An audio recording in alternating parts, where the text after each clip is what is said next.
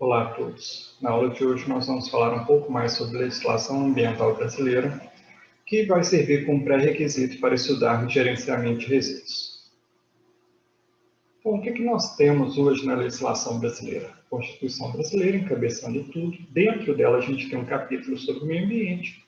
E esse capítulo sobre o meio ambiente vai trazer a Política Nacional do Meio Ambiente, o Ministério do Meio Ambiente e a Política Nacional dos Recursos Hídricos, entre outros. Neles são descritos os órgãos, as leis, termos como uso de água, outorga para uso de água, dentre outros. Pegando alguns pedaços da lei, a gente tem na CONAMA número 20, que os efluentes devem ser tratados para que os rios mantenham um padrão de potabilidade ou de uso de acordo com o uso do homem. Por exemplo, um rio que serve somente para navegação não tem a necessidade de ter uma qualidade compatível com o curso d'água usado para recreação de contato direto ou para abastecimento público para o uso humano. Isso é um pouco controverso, porque realmente é bem difícil a gente definir e decidir qual rio e qual curso d'água vai ser utilizado para tal fim. CONAMA número 357. Quem não estiver enquadrado na resolução será autuado e responderá por processos criminais. Já quem estiver enquadrado pagará somente pela poluição remanescente da estação de tratamento de esgoto ou tratamento de efluentes ou de resíduos. O que isso quer dizer? Quem não tem regulamentação para uso, licenciamento ambiental de sua unidade de tratamento de resíduos, de efluentes, pode ser sim autuado e vai responder por processo criminal. Já aquela pessoa que tem o licenciamento ambiental, tem o seu sistema de tratamento de resíduos, mas acaba poluindo um pouco mais do que aquilo que ele tem capacidade de tratar, ele vai pagar somente pelo extra. Artigo 2º. São adotadas as seguintes definições. O que é água doce no Brasil? Água com salinidade igual ou inferior a 0,5 por mil.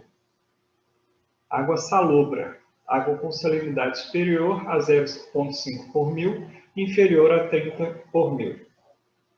Águas salinas, águas com salinidade igual a superior a 30 por mil. Ambiente lêntico, ambiente que se refere à água parada, com movimento lento ou estagnado, por exemplo, uma lagoa, uma barragem, uma represa. Ambiente lótico, ambiente relativo a águas continentais moventes, como rios, ribeirões, dentre outros. Carga poluidora, quantidade de determinado poluente transportado ou lançado em um corpo de água receptor, expressa em unidade de massa por tempo. Por exemplo, uma quantidade X em quilos de matéria orgânica, que é expressa no nosso caso em dBOs, por unidade de tempo, hora, dia, etc. Corpo receptor é o corpo hídrico superficial que recebe o lançamento do efluente. Por exemplo, um ribeirão, uma lagoa, um rio, uma represa.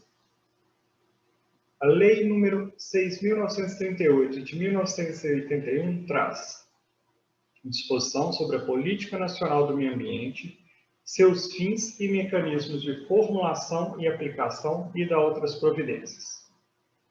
Então, o que a gente vai ver dentro da Política Nacional de Meio Ambiente?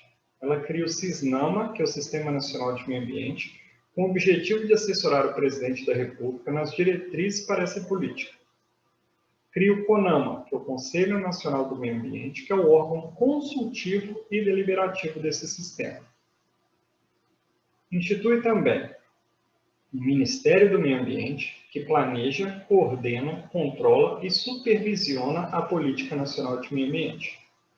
Instituto Brasileiro de Meio Ambiente, o IBAMA, é o órgão executor da Política Nacional do Meio Ambiente. E órgãos seccionais estaduais para controle e fiscalização das atividades potencialmente poluidoras. Quais são os instrumentos? Padrões de qualidade ambiental, o zoneamento ambiental, a avaliação de impacto ambiental, que é AIA, o licenciamento e fiscalizações ambientais, o cadastro técnico federal de atividades, e as penalidades disciplinares e compensatórias. Então, todos esses são instrumentos dentro da Política Nacional de Meio Ambiente que vai legislar, que vai regulamentar a atuação das empresas que possivelmente podem poluir o meio ambiente. No artigo 3º, traz uma definição de poluição.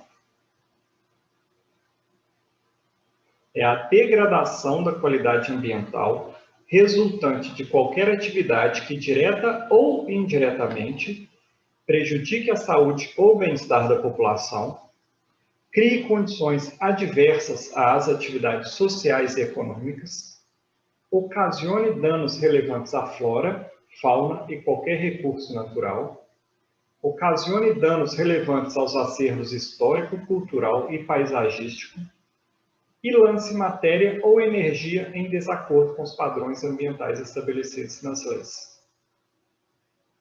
Traz também o que é poluidor.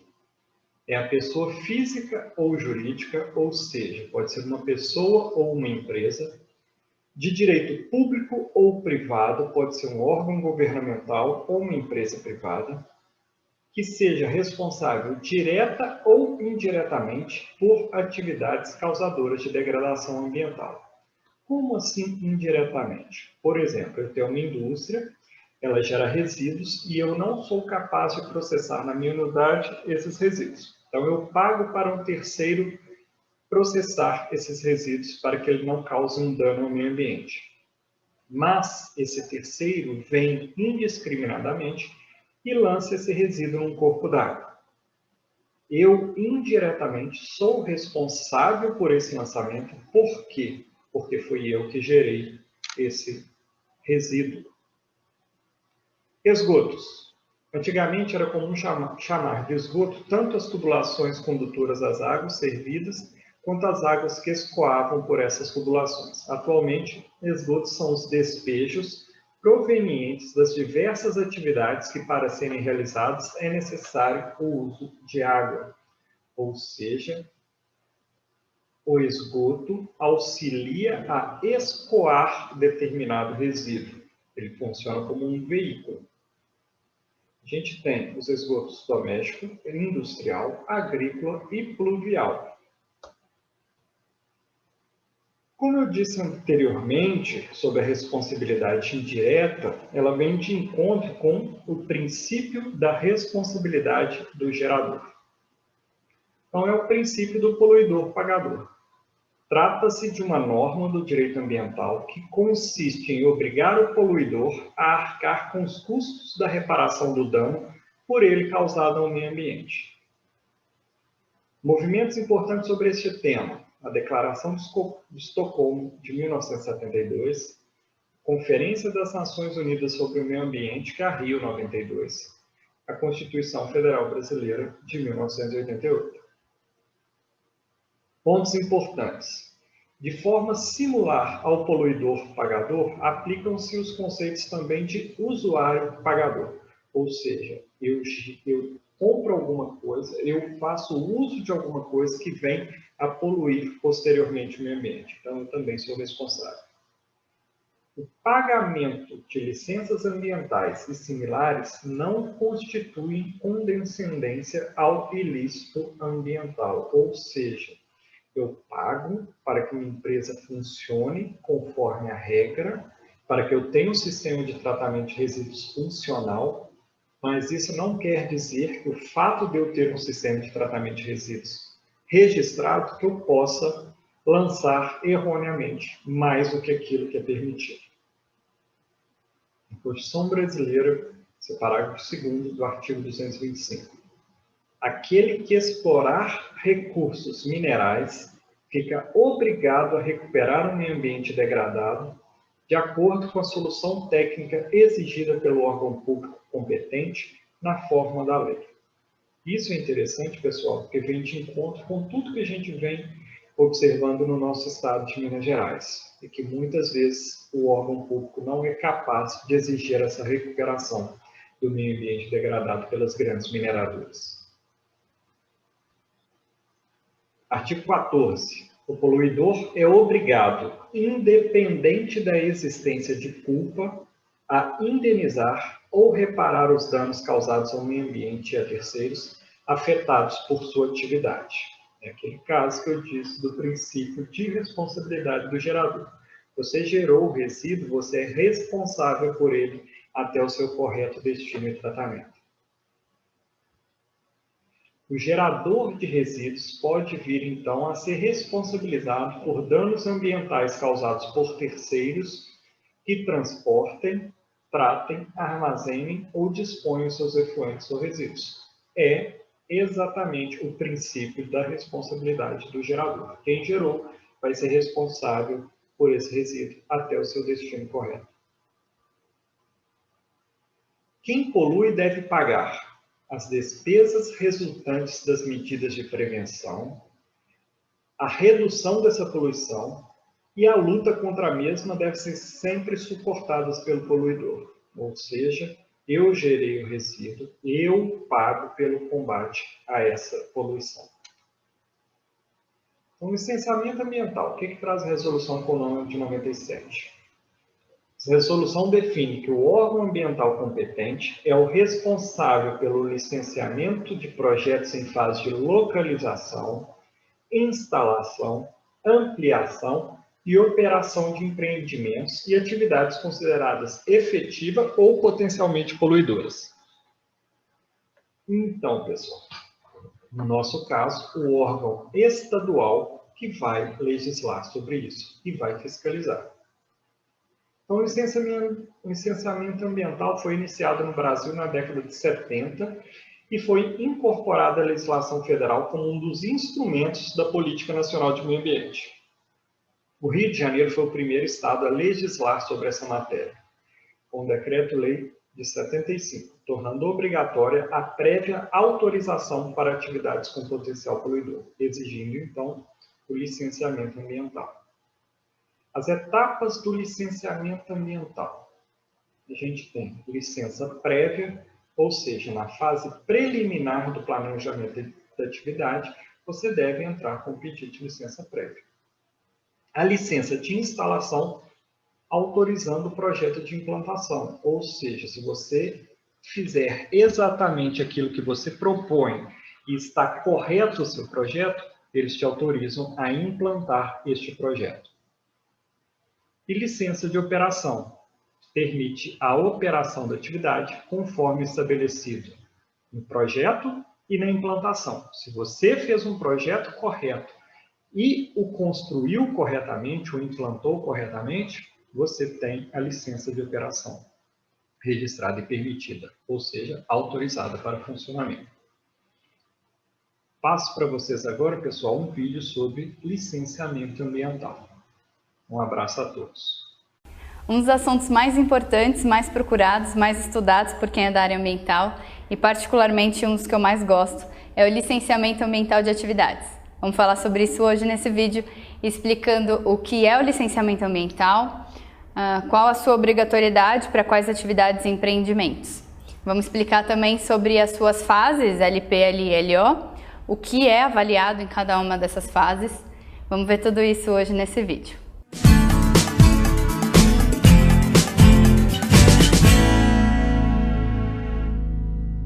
O licenciamento ambiental de atividades é uma exigência legal. Ok, mas onde está dizendo isso? A Política Nacional de Meio Ambiente, que é a Lei 6938 de 81, no seu artigo 10º, diz que a construção, instalação, ampliação e funcionamento de estabelecimentos e atividades utilizadoras de recursos ambientais, efetiva ou potencialmente poluidores, ou capazes sobre qualquer forma de causar degradação ambiental, dependerão de prévio licenciamento ambiental. Portanto, quais atividades precisam de licenciamento ambiental? As utilizadoras de recursos ambientais, efetiva ou potencialmente poluidoras, e as capazes de causar degradação ambiental. E como saber quais atividades ou empreendimentos são esses? Em âmbito federal, nós temos a Resolução CONAMA 237 de 97, que estabelece procedimentos e critérios utilizados no licenciamento ambiental, e no seu anexo 1º, ela lista as atividades e empreendimentos sujeitos a licenciamento ambiental. Essa é uma listagem norteadora a nível federal, mas a CONAMA 237, no seu artigo 2º, parágrafo 2º, diz que caberá ao órgão ambiental competente definir os critérios de exigibilidade, o detalhamento e a complementação do anexo 1, levando em consideração as especificidades, os riscos ambientais, o porte e outras características do empreendimento ou atividade. Isso significa que alguns órgãos ambientais podem seguir algumas determinações locais. No estado de São Paulo, por exemplo, a CETESB, que é o órgão ambiental do estado, segue a lista de atividades estabelecida pelo Decreto Estadual 8468 de 1976. Então, a CONAMA 237 ela é norteadora, mas é preciso sempre verificar as legislações locais.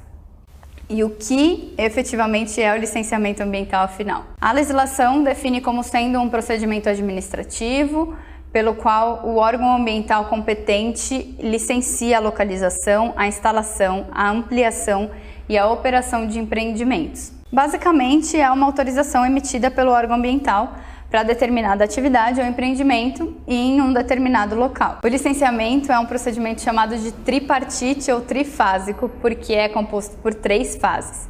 A LP, que é a licença prévia, a LI, que é a licença de instalação, e a LO, que é a licença de operação.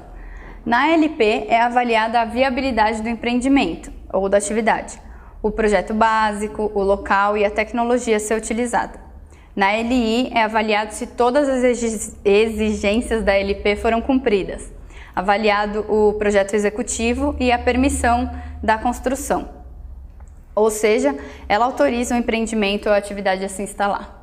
Na LO é avaliado o cumprimento das exigências da licença de instalação e permite então o início das operações. Ou seja, ela é a licença que autoriza o empreendimento ou a atividade a efetivamente começar a operar. Em cada uma dessas etapas, o órgão ambiental estabelece as condições, restrições e medidas de controle ambiental que deverão ser obedecidas por aquela atividade ou empreendimento. O licenciamento ambiental pode ser com estudos de avaliação de impacto ambiental ou sem estudos de avaliação de impacto ambiental. Existem diferentes tipos de estudos com níveis de complexidade distintos.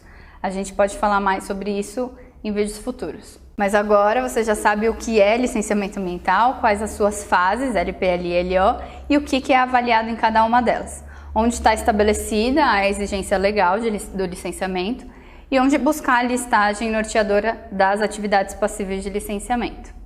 É importante destacar também que existem 2 projetos de lei que estão tramitando e que podem mudar substancialmente aí o licenciamento ambiental no Brasil. Um deles é conhecido como a Lei Geral do Licenciamento, que é o projeto de lei número 3729 de 2004, e o outro é uma proposta de emenda constitucional, de número 65 de 2012. Existem muitos detalhes a serem discutidos com relação a essas propostas, mas de uma maneira geral, as duas pretendem afrouxar as regras do licenciamento ambiental e basicamente transformariam em um mero ato burocrático. Então, é fundamental acompanhar o andamento desses 2 projetos. Qualquer um pode fazer isso, é só acompanhar pelo link que a gente vai deixar na descrição desse vídeo. Beleza? Espero que você tenha gostado. Se você achou útil esse vídeo, se ele te ajudou de alguma forma, deixa o seu curtir, comenta o que você achou, compartilha com quem você acha que vai gostar também. E se ficou alguma dúvida, pode dizer aqui nos comentários pra gente. Beijos e vamos juntos caminhando para fazer a diferença no planeta.